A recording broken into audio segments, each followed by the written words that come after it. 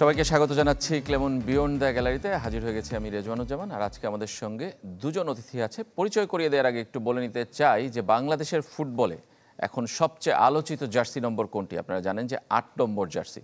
হামজা চৌধুরী এই ৮ নম্বর জার্সি পরে খেলবেন, সেই কারণেই আলোচিত, এবং কালকে তিনি নিজেই সেটা ঘোষণা দিয়েছেন। সেই ৮ নম্বর জার্সি সহ পুরো বাংলাদেশ দলের নতুন যে জার্সি, সেই জার্সির ডিজাইনার তাসমিত আফিয়াত আর্নি তিনি আছেন আমাদের সঙ্গে। স্বাগত জানাচ্ছি আপনাকে। এবং হামজা চৌধুরীর ইম্প্যাক্ট বাংলাদেশের ফুটবলে কতটা পড়বে সেই বিষয়ে আমাদের সঙ্গে আলোচনা করবেন জাহিদ হাসান এমিলি, বাংলাদেশের সাবেক ফুটবলার। এমিলি, স্বাগত জানাচ্ছি আপনাকে। এবং এই জার্সি নম্বর ৮ কিংবা হামজা চৌধুরীর ইম্প্যাক্ট সব বিষয় নিয়ে আমরা কথা বলবো। আপনারাও চাইলে আমাদের সঙ্গে অংশ নিতে পারেন। ফোন করতে হবে স্ক্রিনে দেখানো নম্বরগুলোতে। যে কোনো প্রশ্ন অথবা মতামত আমাদের সঙ্গে আপনারা শেয়ার করতে পারবেন। প্রথমেই আর্নি, আপনার কাছে জানতে চাই যে আপনার এই জার্সি পরে হামজা খেলবেন, যখন জার্সিটা ডিজাইন করেছিলেন তখন কি আসলে সেটা জানতেন, নাকি আসলে তার পরবর্তীতে জানতে পেরেছেন? না, আমি অবশ্যই জানতাম। আচ্ছা, কিন্তু আমার কাছে অবশ্যই যে কি হামজা ভাইয়ের যে কথাটা আমি বলবো যে কি তার ইন্টারন্যাশনাল একটা প্রেজেন্স আছে, খুব ভালো, খুব পাওয়ারফুল একটা প্রেজেন্স আছে, আর সে খুব ভালো খেলে। বাংলাদেশকে সে রিপ্রেজেন্ট করতে চাচ্ছে, সে নিজেই একজন বাংলাদেশ। এই জায়গাটা তো আমার জায়গা থেকেও তো আমাকে করতে হয়, কারণ অ্যাজ এ ডিজাইনার আমি যখন আর্টের জায়গা থেকে চিন্তা করবো যে ক্রিয়েটিভ ডিরেক্টর, তখন আমাকে ওইটা ওভাবে করেই করতে হবে যে জিনিসটা যেন এত পাওয়ারফুল হয় যে ওই যেটা পড়বে সেটা যেন তাকে আরও বেশি এনকারেজ করে। তো অবশ্যই এই জিনিসগুলি মাথায় থাকে, কিন্তু আলাদা করে শুধু হামজার জন্য না, আমি চাই যে পুরোটা টিম সুন্দর করে খেলুক, কারণ টিম ওয়ার্ক কখনো একজন করতে পারে না। সো আমি এভাবে করে চিন্তা করি, পুরোটা টিমের জন্য আমি ওভাবে করে চিন্তা করে বানিয়েছি, আর আমার থট প্রসেসটা ওভাবে করেই ছিল। অ্যান্ড আউটপুট তো আপনাদের সামনেই। অবশ্যই আমাদের সামনে এবং আপনার সামনে আছে। আমরা জার্সিটা নিয়ে কথা বলবো, আলাদা করে দেখবো। কিন্তু এমিলির কাছে জানতে চাই যে এমিলি, গত ২৪ ঘন্টায় যা হচ্ছে ফুটবল নিয়ে, আসলে আপনার কি ভালো লাগছে, নাকি আসলে পুরোনো দিনের কথা মনে পড়ছে বেশি? না, অবশ্যই ভালো লাগছে। এটা তো আসলে বলার কোনো অপেক্ষায় রাখে না, কারণ ফুটবল হলো আমার পেশা এবং ফুটবল থেকে আমাকে মানুষ চিনে। তো সেইটা আসলে যখন বাংলাদেশে এরকম একটা এক্সাইটমেন্ট আসলে আমার দেখা, মানে লাস্ট অনেক দিন আসলে ফুটবল এরকম এক্সাইটমেন্ট আমি দেখিনি। যে সত্যি কথা, হামজা আসার পরে যে এক্সাইটমেন্ট তৈরি হয়েছে এবং বাংলাদেশের মানুষের কেন্দ্রবিন্দু যে এখন আমার মনে হয় একটাই টপিক, সেটা হলো ফুটবল এবং হামজা। তো এটা আমাকে আসলে অন্যভাবে আকর্ষণ করে এবং অন্যভাবে আমাকে নাড়ানো। তো সেইখান থেকে আমি বলবো যে it's a big opportunity to আমাদের, যে আমরা আমাদের দেশে ফুটবলকে আসলে এই হামজার মাধ্যমে আমরা আমাদের এই যে এক্সাইটমেন্টটা আছে এটাকে যেন কন্টিনিউ করতে পারি, এবং এই প্রসেসগুলি যদি আমরা ঠিক রাখতে পারি, আমার কাছে মনে হয় যে ফুটবলের যে মানুষের একটা ভালোবাসা তৈরি হয়ে গিয়েছে, সেটা আমার কাছে মনে হয় যে লং ওয়েতে আমরা রান করাতে পারবো। এবং সেইটা করার জন্য যে কাজগুলি রয়েছে সেগুলি যদি আমরা প্রপার করতে পারি হামজার মাধ্যমে, এবং নট অনলি হামজার সাথে দেখেন, হামজা আসার মাধ্যমে যেটা হয়েছে, আমাদের প্লেয়াররা বুস্ট আপ হয়েছে, সাথে সাথে আরও যারা আমাদের বাংলাদেশি প্লেয়াররা বিদেশে রয়েছে, বাইরে রয়েছে, তারাও কিন্তু আসলে অলরেডি কিন্তু তারাও ইনভলভমেন্ট হওয়ার জন্য কিন্তু চেষ্টা করছে এবং তারাও এখানে খেলার জন্য আগ্রহ প্রকাশ করছে। এইটা কিন্তু বড় একটা আশার ব্যাপার। এবং যেটা হয় যে আপনি যখন অনেক দিন ধরে চেষ্টা করে রেজাল্ট পাবেন না, তখন আসলে এই হামজা বলেন বা আমাদের দেশি প্লেয়ার যারা বাইরে রয়েছে, তাদের মাধ্যমে যদি আপনি রেজাল্ট পান বা দেশের ফুটবল উপকৃত, এটা তো এর থেকে তো বড় পাওয়ার কিছু হতে পারে না। সো আই হোপ, আমার মনে হয় যে এই রানটা কন্টিনিউ থাকবে এবং আমরা এই প্রসেসে এগোতে থাকবো। মানে হামজা আসাতে যে ধরনের উৎসব দেখছি, আমি বলছি যে মাঠের ফুটবলে আসলে সেটার প্রভাবটা আসলে কিভাবে পড়বে? হামজা একা কি আসলে দলকে অনেক দূরে গিয়ে নিতে পারবেন, সেটা একটা প্রশ্ন। কিংবা হামজাকে দেখে কি আসলে দেশের ফুটবলাররা, নতুন প্রজন্মকে আসলে ফুটবলে আগ্রহী হবে? অবশ্যই হবে। এটা তো আসলে আপনি যেটা বলছেন, ইজ ভেরি ইম্পর্টেন্ট, মাঠের পারফরমেন্স। একজন প্লেয়ার তো আসলে একটা দলকে রান করাতে পারবে না, বাট অলরেডি কিন্তু হামজার সাথে সাথে আমাদের যারা লোকাল প্লেয়ার রয়েছে এখানে, তারা তো আসলে একটা অলমোস্ট ২ সপ্তাহের জন্য তারা সৌদি আরবিয়াতে কিন্তু একটা ট্রেনিং ক্যাম্প করেছেন। আমার কাছে মনে হয় যে ওখানে যদি আমিও থাকতাম, আমি মোরালি বুস্ট আপ থাকতাম, বিকজ আপনার দলে যখন হামজার মতো একদম ওয়ার্ল্ড ক্লাস প্লেয়ার থাকবে এবং আপনার দলে যখন একজন ইংলিশ লিগ, প্রিমিয়ার লিগের প্লেয়ার থাকবে, এফএ কাপ উইনার প্লেয়ার থাকবে, একজন লিডার থাকবে, একজন হামজার মতো টল প্লেয়ার থাকবে, একজন হাম্বল পারসন থাকবে, তখন কিন্তু আপনার ভিতরে একটা অন্যরকম মনোবল তৈরি হবে, যেটা আমার কাছে মনে হয় অলরেডি প্লেয়াররা সেটা আমার কাছে মনে। এবং আমি অনেক প্লেয়ারের ফেসবুক স্ট্যাটাস, সোশ্যাল মাধ্যমে তাদের কথাবার্তা দেখে মনে হয়েছে যে হামজা আসার পরে যেটা হয়েছে তাদের ভিতর ওই ফিলটা তৈরি হয়েছে। এটা কিন্তু খুব ইম্পর্টেন্ট। হামজা না আসতে যেটা হতো, ম্যাচের আগে হয়তো আমরা কিছু হলো ব্যাকফুটে থাকতাম ইন্ডিয়ার সাথে, বাট আপনি যদি হামজা এখন চলে আসছে, এখন কিন্তু আমার কাছে মনে হয় যে ইন্ডিয়ান দলটা এই ম্যাচে আমাদের থেকে কিছুটা হলো পিছনে রয়েছে, আমরা একটা সামনের দিকে এগিয়ে রয়েছি। এটা এই কারণে বললাম, কারণ ওই যে প্লেয়াররা হামজা আসার কারণে যে মোরালি যে বুস্ট আপ হয়েছে সেটা কিন্তু মাঠের পারফরমেন্স একটা বড় ইম্প্যাক্ট করবে। আমি জ্যাম শিওর সেইটা এবার এই ম্যাচে আপনি সেটা দেখতে পারবেন।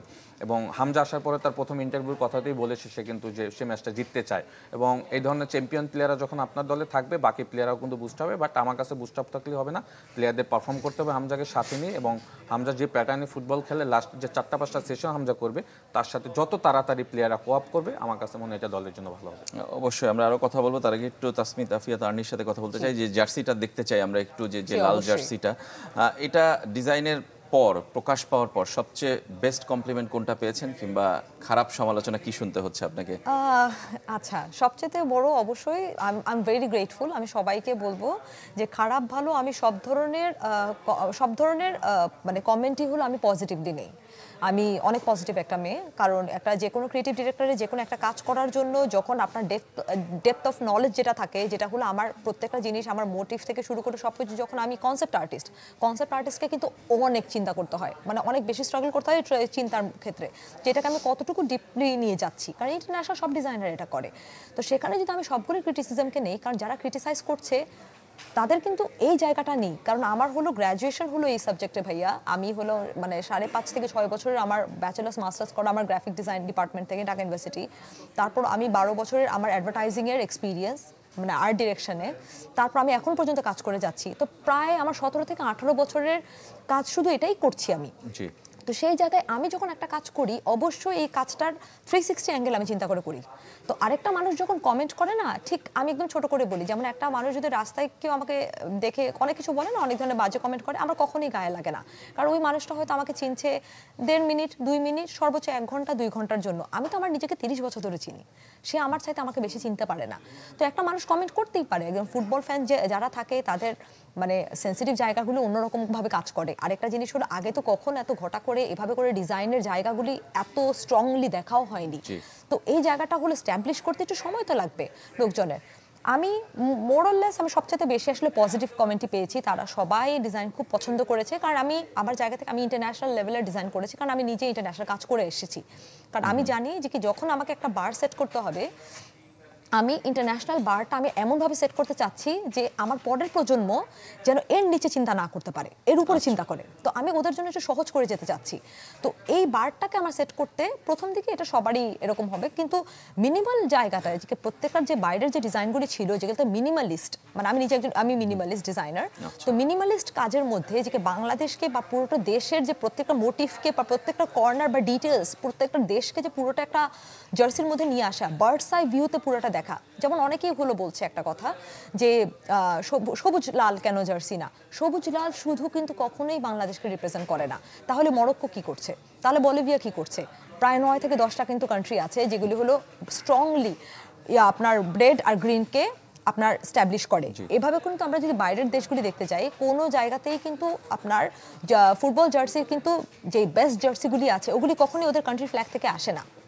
আমি বলছি না কান্ট্রি ফ্ল্যাগ থেকে আমরা নিব না, কিন্তু আমরা কতটুকু নিব, কতটুকু ডিজাইনে ব্যালেন্স করব, আমার ওয়ার্ম কালার কুল কালারে আমি কতটুকু ডিফারেন্স রাখছি, এটা কিন্তু একদম ডিজাইনারের কল। কারণ আগে এই জিনিসগুলি হয়নি দেখে যখন আমার কম্প্যারিজনটা হয়, কম্প্যারিজনের আপনার ব্যারিয়ারটা অনেক বড় হয়ে যায়। তো সেখানে আপনার অনেকের অনেক ধরনের মতবিরোধ থাকবে, বেশিরভাগই পজিটিভ ছিল। নেগেটিভ শুধু একটা কমেন্ট আমার কাছে যেটা খুব খারাপ লেগেছে, যেটা আমি না বললেই না, যে কেন একটা মেয়ে মানুষকে দিয়ে ডিজাইন করাতে হলো। এই কমেন্টটা আমার কাছে খুব খারাপ লেগেছে, যে খুবই খারাপ লেগেছে। জার্সি কেন মেয়ে ডিজাইন করবে? আচ্ছা, যে আমার যে নলেজ, আমার যে ডেপথ অফ নলেজটা ছিল, বা আমি যে এই কাজগুলি করে আসছি এত বছর ধরে, 17-18 বছর ধরে, ওই জিনিসটার কোনো ভ্যালিউ নেই জাস্ট বিকজ আমি একটা মেয়ে। এই একটা কমেন্ট আমাকে একটু কষ্ট দিয়েছে, কিন্তু আমার মনে হয় সেটা খুবই বিচ্ছিন্ন কমেন্টস, এবং আমার ধরুন ওভারঅল মানুষের পজিটিভ ইম্প্যাক্ট আছে, এবং সেটা আছে। আমি একটু এমিলি ভাইয়ের কাছে জানতে চাই যে জার্সিটা কেমন হয়েছে, আপনি একটু ধরেও দেখতে পারেন কিংবা ডিজাইনটা। জার্সির আমার কাছে মনে হয় যে পিছনের এই জায়গাটা আমার বেশ ভালো লেগেছে, কারণ এটা মানে আমরা তো আসলে জাতীয় দলে অনেক জার্সি আসলে এর আগে পরেছি, বাট নর্মালি যেটা হয় যে ডিজাইন করা জার্সি তো কখনো পরিনি। হ্যাঁ, তো এই প্রথম আসলে আপু যেটা ডিজাইন করছে, আমার কাছে মনে হয় যে কিছু জার্সি আছে হয়তো আপনি এভাবে সিঙ্গেল ধরবেন দেখতে ভালো লাগবে না বা ওরকম, বাট যখন এটা টিম পড়বে তখন দেখবেন যে এটার সৌন্দর্য কতটা, তখন কিন্তু মানুষের কমেন্ট অন্যভাবে আসবে আই হোপ। এবং এটা আমার কাছে মনে হয় খুব কালারফুল হবে, এবং যখন যেহেতু আমাদের অ্যাওয়ে ম্যাচ, আমাদের প্রথম আমরা এটা পরেই খেলবো, এবং আমার কাছে আই হোপ যে ফ্যান্টাস্টিক লাগবে মাঠের যে ভেন্যু রয়েছে শিলংয়ে।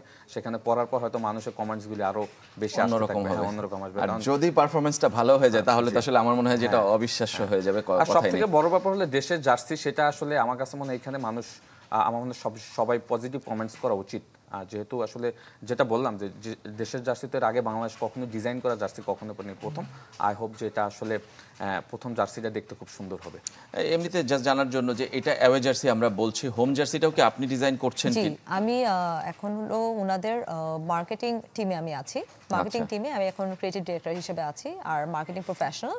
তো অবশ্যই আমি ওনাদের জার্সি যতগুলি হচ্ছে আমাদের ছেলেদের মেয়েদের সবগুলি জার্সি আমি আসলে ডিজাইন করছি। আর এখানে হলো একটা টিম এফোর্ট, এখানে টিমের সাথে বসা হচ্ছে, কারণ একটা ডিজাইন তো শুধু একটাই করা হয় না ভাইয়া, মেয়েরা জানেন যে পুরো টিমের সাথে যখন আমি হয়তো একটা ডিজাইনের হলো 4-5টা ভার্সন দিই, 4-5টা ভার্সনটা কিন্তু 4-5টা আমার মানে ব্যাকগ্রাউন্ড স্টোরি থাকে, যে আমার ডেসক্রিপশন এটা, আমি কিন্তু এই জায়গা থেকে এটা নিয়ে এসেছি, যে আমি হলাম আমি যে এটা বাংলাদেশের যে নদীটাকে আমি করেছি এখানে প্রমোট করেছি, যে বাংলাদেশের নদীটা আমি কিভাবে করে কানেক্ট করছি, কোন জায়গা থেকে কানেক্ট হয়েছে। এই ডিজাইনটা যদি আমি এমনিতেই দিয়ে দিতাম কেউ কখনো বুঝতো না যে এটা শাপলা শেপ। জি, তো এটা কিন্তু আমাকে কিন্তু মানে ব্রেকডাউনগুলি দিতে হয়।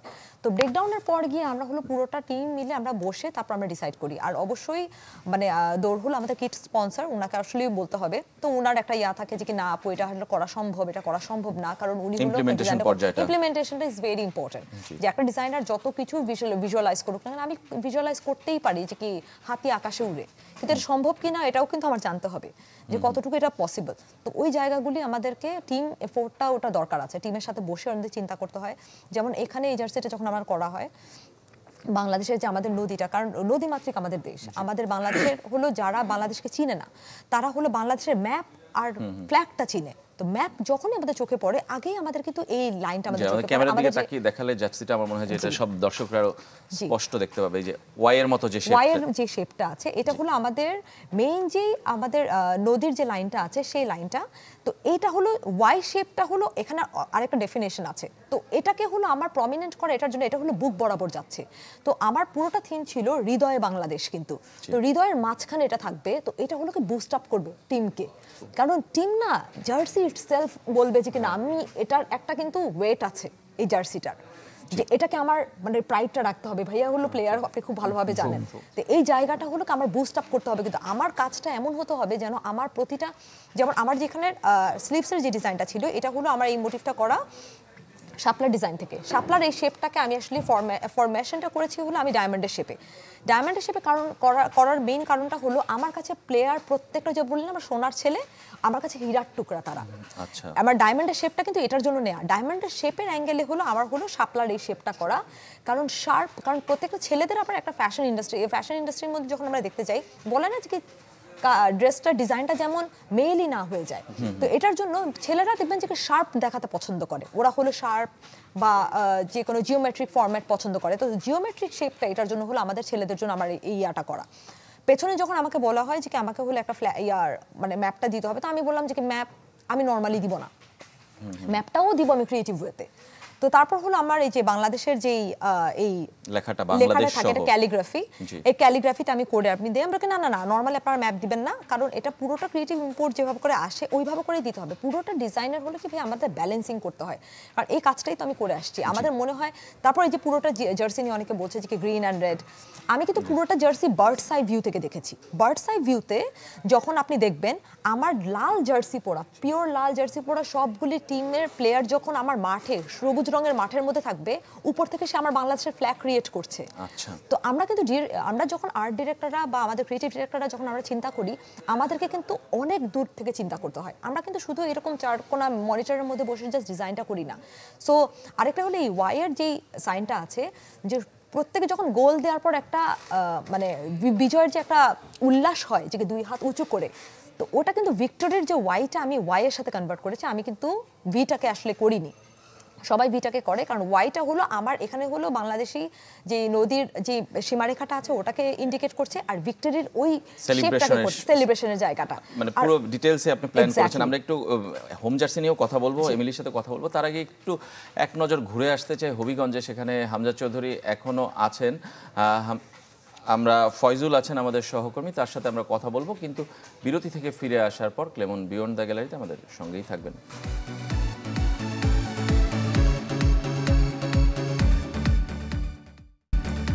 বিরতির পর আবারও ফিরে এলাম আমরা কেমন বিয়ন্ড দ্য গ্যালারিতে। আমরা কথা বলছিলাম জার্সি নম্বর 8 নিয়ে, যে জার্সি পরে খেলবেন হামজা চৌধুরী। বাংলাদেশের ফুটবলে আলোড়ন তুলতে এসেছেন হামজা চৌধুরী। আর আমাদের সঙ্গে স্টুডিওতে আছেন এই জার্সির ডিজাইনার তাসমিত আফিয়াত আর্নি এবং আছেন সাবেক ফুটবলার জাহিদ হাসান এমিলি।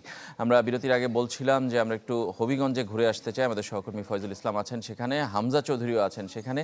গতকালই তিনি পৌঁছেছেন তার নিজ বাড়িতে। আজকে সকালের কি অবস্থা ফয়জুল আমাদেরকে একটু জানাবেন সংক্ষেপে, যে হামজা আজকে আবার ঢাকায় চলে আসার কথা সন্ধ্যার দিকে আমরা যতদূর জানি। রেজওয়ান আহমেদ চৌধুরীর বাড়িতেই আমরা আছি, যে কথা দর্শকদের বলছিলেন, এবং পিছনে যে রুমটা দেখছেন এই রুমেই মূলত পরিবার নিয়ে হামজা চৌধুরী আছেন। এবং গত রাতভর আসলে এখানে বেশ মানুষজনের ভিড় ছিল, তাদের ঘুমোতেও বেশ দেরি হয়ে গেছে, যার কারণে তারা ভেতরে আছেন এবং বিশ্রামে আছেন। এবং আমরা গণমাধ্যম কর্মীরা আছি, এবং আজকে সাধারণ মানুষের ভিড় এখন পর্যন্ত কিছুটা কম। আইন শৃঙ্খলা বাহিনীর সদস্যরা আছেন, তারা গতকাল থেকে আছেন, এবং এছাড়া তারা পারিবারিক আবহের মধ্যেই মূলত এখন পর্যন্ত সকাল থেকে আছেন। তাদের যারা নিকটাত্মীয় তারাই শুধু আসছেন। এবং যে কথা বলছিলেন, রাত 8:50 সিলেট ওসমানী বিমানবন্দর থেকে কিন্তু ঢাকার উদ্দেশ্যে রওনা হবেন হামজা চৌধুরী, এবং তিনি আজ পারিবারিক অধ্যায়টা মূলত আপাতত এখানে আজকে তার স্থগিত হয়ে যাবে, কারণ তিনি আজকে ঢাকা গিয়ে টিম হোটেলে দলের সঙ্গে যোগ দেবেন, এবং তার বাংলাদেশ ফুটবল দলের যে অধ্যায়টা মূলত সেটি আনুষ্ঠানিকভাবে শুরু হবে। আগামীকাল অনুশীলন করার কথা রয়েছে, দলেরই মধ্যে সৌদি আরব থেকে চলে এসেছে, তিনি আজ রাতে দলের সঙ্গে হবেন। রেজওয়ান, ধন্যবাদ আপনাকে ফয়জুল আমাদের সঙ্গে যোগ দেওয়ার জন্য। যেটা মিলিয়ে আমরা বলছিলাম যে হামজার কারণে এক ধরনের আলোড়ন উঠেছে, কিন্তু এতে করে কি আসলে অন্য প্লেয়াররা ডিমোটিভেটেড হওয়ার কোনো সুযোগ আছে কিনা, যে তার প্রতি ফোকাস সব পুরো বাংলাদেশ? না, এটা তো এই মুহূর্তে কোনো সুযোগই নেই, কারণ হামজাকে ঘিরেই আসলে সব প্ল্যানগুলি হবে তা কিন্তু না। হামজার সাথে সাথে এটা ডেফিনেটলি কোচের একটা প্ল্যানের ব্যাপার, এবং কোচ তো ডেফিনেটলি হামজাকে বাদ দিয়ে, কিন্তু হামজা যেহেতু আসতে পারেনি, যে স্কোয়াডটা রয়েছে তাদেরকে ঘিরেই কিন্তু এতদিন প্ল্যানগুলি সাজেছে। এখন হামজা যেহেতু আসছে, আগামীকালকে হয়তো সে ট্রেনিং সেশনে জয়েন করবে, তারপর থেকে কিন্তু পুরো টিম একত্রিত হয়ে কিন্তু একটা প্ল্যানিংয়ে যাবে কোচ। তো ডেফিনেটলি সবাইকে ঘিরেই কিন্তু কোচ প্ল্যানিং করবে। ডেফিনেটলি হামজা হয়তো প্ল্যানিংয়ের কেন্দ্রবিন্দু থাকবে, বাট আমার কাছে মনে হয় যে এখানে ডিমোটিভেটেড হওয়ার কোনো সুযোগ নেই, কারণ আমার কাছে মনে হয় যে একটা দলে যখন এরকম একজন ইম্পর্টেন্ট প্লেয়ার থাকে, তার রোলটা একটু ডিফারেন্ট থাকে, এবং আমার কাছে মনে হয় যে অন্যান্য প্লেয়াররা তাকে ওই সাপোর্টটা দেওয়ার চেষ্টা করবে। হামজা কোন পজিশনে খেলতে পারে, কিংবা তাকে কেন্দ্র করে প্ল্যান করা হচ্ছে হওয়া উচিত আপনি বলছেন? দেখেন, Hamza is a versatile player আমার কাছে মনে হয়। He is in playing central midfielder, he can play in right back. এখন আপনি যদি আমাকে বলেন কোচ হিসাবে, আমি হামজা যে ক্যালিবারের player, he can play also central back, because তার যে হাইট, তার যে আপনার আর অপোনেন্টের কাছ থেকে বল ইন্টারসেপশন করে যে নেয়া, এগুলো আমার কাছে মনে হয় ওয়ার্ল্ড ফুটবলে যদি 2-3 জন প্লেয়ার বলেন, তার ভিতরে একজন হামজা থাকবে। আপনি দেখবেন হামজা অপোনেন্টের কাছ থেকে, ফুটবলের সবথেকে ডিফিকাল্ট হলো অপোনেন্টের কাছ থেকে আপনি কীভাবে বলটা নেবেন, সেইটা হামজা খুব ভালোভাবে পারে। যখন বল লস করবেন, কুইক শেপ ট্র্যাক ব্যাক করে কিন্তু বলের পিছনে চলে আসতে পারেন, ইটস ভেরি হাই ইন্টেন্সিটিতে। তো এই সব ধরনের গুণের প্লেয়ার যখন আপনার দলে থাকবে, আমার কাছে মনে হয় যে প্লেয়ার আরও মোটিভেটেড হবে যে হামজা আসলে মাঠে তো ওয়ার্কটা কীভাবে করছে, আমরা আসলে ওইগুলি ফলো করি। এটা কিন্তু খুব ইম্পর্টেন্ট। এবং আপনি যেটা বলছেন, আমার কাছে মনে হয় সে মিডফিল্ড থেকে শুরু করবে, কারণ যেহেতু সে শিফিল্ড ইউনাইটেড মিডফিল্ডে শুরু করছে, সামটাইমস সে রাইট ব্যাক থেকেও শুরু করে। বাট আমার কাছে মনে হয় আমরা এখানে যেহেতু আমাদের রাইট ব্যাক, লেফট ব্যাকে প্রপার প্লেয়ার রয়েছে, এবং হামজা যেহেতু আসলে মিডফিল্ডে খেললে আমাদের জন্য ভালো হবে, বিকজ সে অ্যাটাকেও যেতে পারবে, দ্য সেম টাইম মিডফিল্ডকে হেল্প করতে পারবে, ডিফেন্সিভ জোনগুলি হয়তো কিছুটা তাকে তার কাছ থেকে হেল্প পাবে। তো আমার কাছে মনে হয় কোচ তাকে মিডফিল্ডকে কেন্দ্র করে প্ল্যানটা সাজাবে। আবার একটু আর্নির কাছে আসতে চাই। আমরা বলছিলাম যে অ্যাওয়ে জার্সিটা আমরা দেখলাম লাল জার্সি, হোম জার্সির কালারটা কেমন হবে? সবুজ কি সেখানে থাকবে না সাদা? আমরা সবুজের প্রেজেন্স রেখেছি, কিন্তু এটা হলো এখন পর্যন্ত আমাদের অনেকগুলি ডিজাইন আজকে আছে পাইপলাইনে, তো ওই ডিজাইনগুলি থেকে এখনো এটা চুজ করার অপশনের মধ্যে আছে। তো এটা টিম এফোর্ট ডেফিনেটলি। আর আমি যেটা আগেও বললাম যে আমি একটা ডিজাইন কখনো করি না, কারণ প্রত্যেকটা ডিজাইনের এখন যেহেতু আমরা বার সেট করছি, আমরা সবকিছু আলাদা আলাদা করে করছি, সিরিয়াস হচ্ছে এই জায়গাটা নিয়ে। ফুটবলের যে আগের যে স্বর্ণযুগটা ছিল ওটা আমরা ফিরিয়ে আনতে চাচ্ছি, তো এটা কিন্তু আরো পলিশ ওয়েতে করতে হবে। তো সেখানে হলো আমরা চাইলে যে জাস্ট আমি একদিনে আমি লাল সবুজের আমি 100টা ডিজাইন করে ফেলতে পারবো, কিন্তু ওতে কোনো লাভ নেই। কিন্তু তো আমাকে করতে হবে হলো, আমাকে চিন্তা করতে হবে যে আমার একটা প্লেয়ার, সে হলো ওখানে ইন্টারন্যাশনাল একটা জায়গাকে রিপ্রেজেন্ট করছে, ওখানে হলো সে কিন্তু বাংলাদেশ, সে কিন্তু বাংলাদেশকে রিপ্রেজেন্ট করছে না, আমার প্রত্যেকটা প্লেয়ার হলো বাংলাদেশ। তো ওর পুরোটা জার্সি জুড়ে 360-তে আমরা কিন্তু যে কোনো একটা ডিজাইন যখন একটা ডিজাইনার বা একটা ক্রিয়েটিভ ডিরেক্টর দেখে, আমরা কিন্তু 2D-তে দেখি না, আমরা 3D-তে দেখি ওই জিনিসটা 360 পয়েন্ট অফ ভিউতে, যে জিনিসটা ঘুরে দেখতে কেমন লাগছে। উনি যখন মানে বলটা পাস করছে, উনি যখন ঘুরছে, উনার যে মোশনটা হচ্ছে, ডিজাইনের অ্যাঙ্গেল থেকে হলো আমাদেরকে ওভাবে করে চিন্তা করতে হয় যে এটা হলো আমার 1 পয়েন্ট পার্সপেক্টিভে কেমন লাগছে, 45 ডিগ্রি অ্যাঙ্গেলে কেমন লাগছে। তো ওগুলির উপর বেস করে আমার অনেকগুলো ডিজাইন সাবমিট করা আছে। তো ওখান থেকে হলো আমরা সবগুলো টিম মিলে আমরা আসলে ডিসাইড করবো কোনটা করছে, কিন্তু গ্রিনটা অবশ্যই আছে, অবশ্যই হ্যাঁ, থাকবে। সেটা থাকছে। আরেকটা হলো আমার স্ট্রাইড হলো আমার ফ্যাশন ব্র্যান্ড, যেখান থেকে হলো আমার মূলত এই কাজগুলি করা হয়। আর স্ট্রাইডের যতগুলি আগেও আমার লেগেসি আছে এই কাজগুলি করার। তো স্ট্রাইড যখনই কনসেপচুয়াল যে কোনো কাজ করে, এটা হলো মিস ওয়ার্ল্ড, মিস ইউনিভার্স এরকম বিউটি পেজেন্টের মতো জায়গায়, বা যেখানে হলো বাংলাদেশের যে কোনো মানুষকে বা যে কোনো ব্যক্তিকে হলো ইন্টারন্যাশনাল একটা প্ল্যাটফর্মে দেখানো হবে, তখন হলো কি বাংলাদেশকে তাকে হলো মানে র্যাপ আপ করা হয়, এমনভাবে র্যাপ করা হয় যেন বাংলাদেশ ইটসেলফ হেঁটে আসছে, এরকম একটা ব্যাপার থাকে। বুঝতে পেরেছি আমরা। ধন্যবাদ। আমাদের সময় আসলে একদমই শেষ, আজকের মতো এখানে শেষ করতে হচ্ছে। আপনাকে অভিনন্দন আবারও বাংলাদেশের নতুন জার্সি উপহার দেওয়ার জন্য, এবং হোম জার্সি আসছে আরও নতুন কিছু চমক নিয়ে, এবং এই জার্সি পরে বাংলাদেশের ফুটবলাররা হামজা চৌধুরী যেন বাংলাদেশকে সাফল্য এনে দিতে পারে, সেটাই আমাদের সবার শেষ লক্ষ্য। সবাই ভালো থাকবেন, আজকের মতো এখানেই শেষ করছি।